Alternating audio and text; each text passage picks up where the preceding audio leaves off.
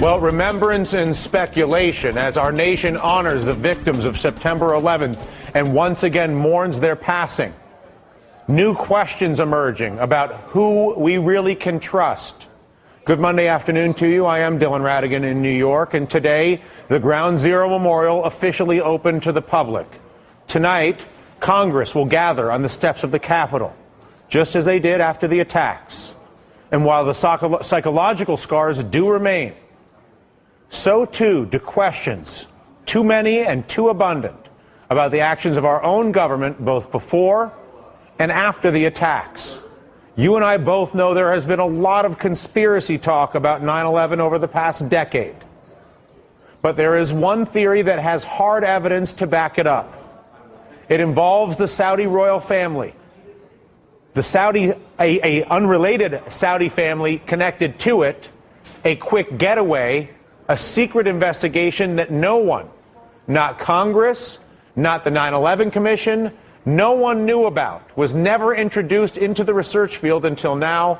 It was mentioned on this program first on Friday. I wanted to amplify it today as our lead. With us to expand, former Senator Bob Graham, who co-chaired the Congressional 9/11 inquiry, which sent its report to the 9/11 Commission.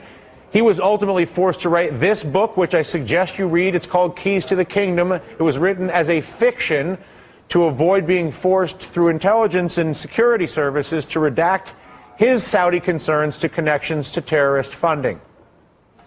Rejoining us from Friday, the man who broke the story of the never-reported Saudi family in Florida tied to the terrorists, Anthony Summers. His recently published book, The 11th Day. It is a pleasure to welcome both of them back to this program. And Mr. Summers, please clarify for all of us what it is exactly that you've discovered and why it's relevant. In a nutshell, I was following up a lead that I'd had during the writing of The 11th Day, but could only write a little on. After the book was published last week, I got to Florida and I located the counterterrorism agent who explained to me that there was a major investigation that involved very much the FBI, which has been completely concealed. The investigation concerned a Saudi couple who lived in a gated community near Sarasota, who left on August the 30th, just 2 weeks before 9/11, leaving their house as if they'd just gone out to get the groceries or to go to a movie. They'd completely abandoned it, leaving a newly bought PT Cruiser in the drive, cars in the drive. What is the relevancy, though, of a given Saudi family's being at home or not?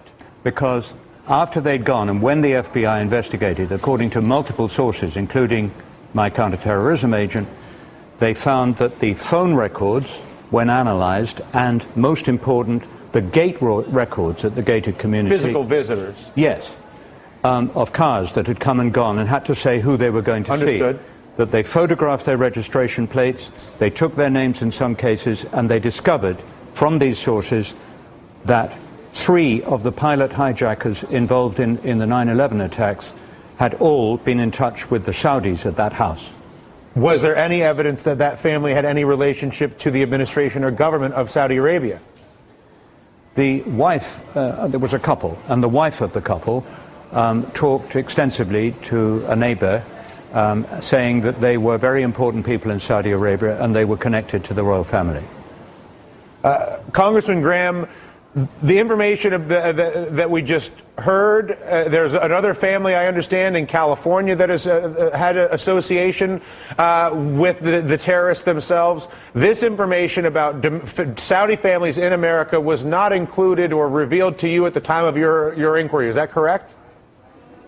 That's correct, Dylan. Actually, in San Diego, there was a man and a circle of his friends.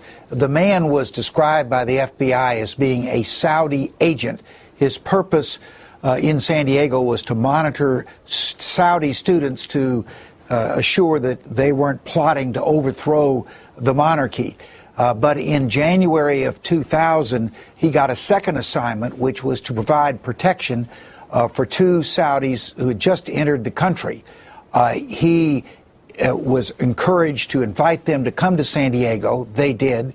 He provided them money, a place to live, flight lessons, and an infrastructure of Muslims in San Diego to give them protection and anonymity. These two individuals were on the plane that flew into the Pentagon. The two individuals in California that were the host family in California perished on the Pentagon airplane, is that correct?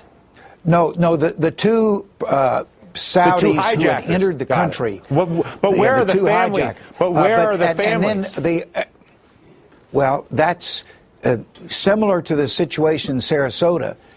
Shortly before September the 11th, the man, the agent, whose name is Omar Bayoumi, and his family left San Diego and went to Birmingham, England, where he was allegedly going to be a student. They stayed there for a few weeks and then left and went back to Saudi Arabia. But was any of the information at the time of the 9/11 inquiry that you ran, or that you co-chaired, excuse me, or the 9/11 Commission, which then took the input from your inquiry, then was drafted through the White House under President George W. Bush, that was published, did either of those documents, the research document that you co-chaired or the published document that resulted from that research after editing, include references or interviews with either of the Saudi families in question that were clearly associated with the terrorists? As to Sarasota, no. As to San Diego, yes, but not because the FBI gave us the information. We had a very curious and effective investigator who found all this information about how two of the future hijackers had been invited to and sheltered in San Diego. At the end of the day, Anthony, we know 15 of the 19 hijackers were of Saudi Arabian descent.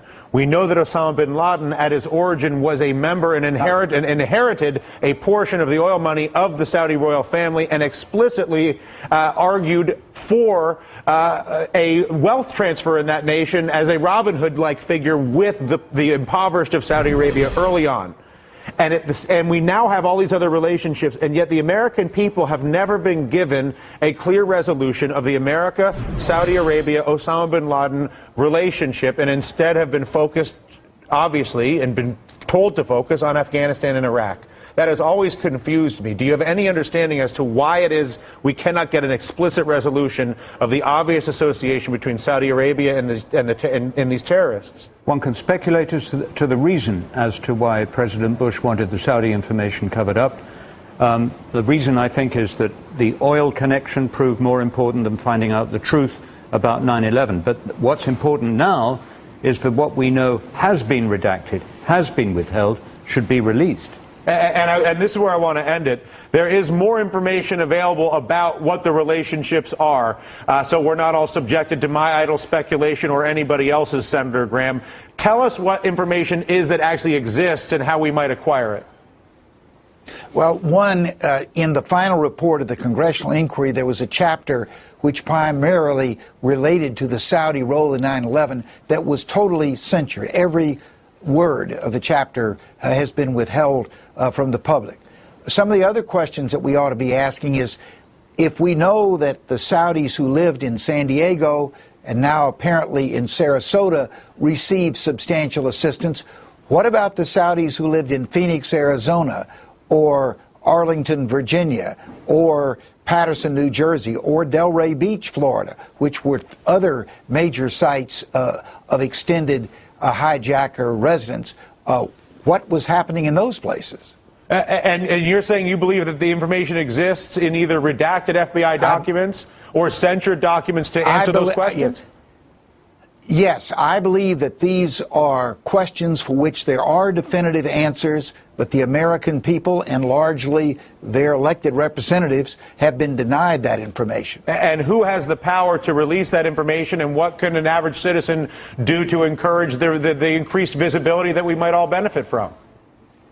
The President of the United States, and I have called his terrorism advisor, laid out what we now know as to what occurred in Sarasota, and urged him to pursue an investigation of these matters, both in Sarasota and elsewhere where there are unanswered questions, and then hopefully release that information to the American people. Well, you have my assurance, both of you, that I'll maintain my attention and my flashlight, my spotlight on this subject. I hope that both of you will keep me apprised of the progress, and please let us know if there's anything we can do journalistically to rattle the government cage, as it were, to see if we can get a little more information off the tree to see what we're actually dealing with. Congratulations to you on the reporting, Anthony, and the book. And Senator Graham, thank you so much for continuing to be such a vigilant and focused voice on this critical American issue. Thank you, sir.